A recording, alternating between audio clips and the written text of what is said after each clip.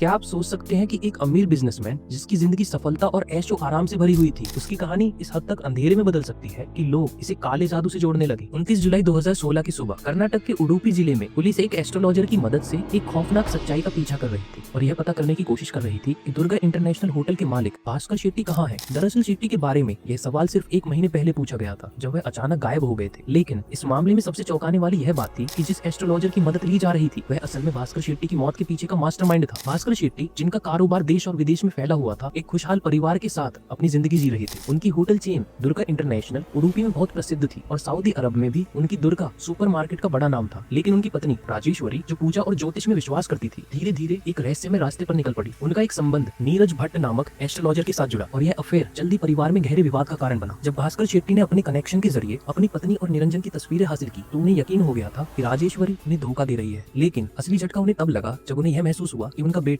नवनीत भी सिर्फ उनके पैसे के लिए उनके साथ है, लेकिन असलियत में वह भी अपनी माँ का ही साथ दे रहा था। भास्कर ने अपनी सारी संपत्ति अपनी माँ, भाई और बहन के नाम करने का फैसला किया, लेकिन इस फैसले ने राजेश्वरी, नवनीत और निरंजन को भड़का दिया। उन्हें डर था कि अगर भास्कर ऐसा कर देंगे तो उनके हाथ से सब कुछ चला जाएगा। 28 जुलाई 2016 की दोपहर भास्कर शेट्टी काम से थके हारे लौटे। जब वह नहाकर बाहर निकले तो उन पर मिर्च स्प्रे छिड़का गया और लोहे की रॉड से वार किया गया। यह हमला उनकी पत्नी, बेटे और निरंजन ने किया था। इसके बाद उन्हें बाथरूम के टब में डुबा दिया गया और जबरदस्ती पेस्टिसाइड खिलाए गए। लेकिन उनकी कहानी की यह खौफनाक घटना यहीं खत्म नहीं हुई। उनकी लाश को टुकड़ों में काटकर निरंजन के घर ले जाया गया, जहाँ एक हवन कुंड में पेट्रोल डालकर उन्हें जला दिया गया। इस पूरी घटना को एक धार्मिक प्रक्रिया की तरह दिखाने की कोशिश की गई। निरंजन काफी ज्यादा चालाक एस्ट्रोलॉजर था, जिसके पास में कई क्रिमिनल रिकॉर्ड्स थे। ये फीमेल्स को बहलाने में बहुत माहिर था और अंधविश्वास को फैलाना इसे अच्छे से आता था। अगर सीसीटीवी फुटेज और कॉल रिकॉर्डिंग्स नहीं होती तो ये क्राइम कभी भी नहीं पकड़ा जाता।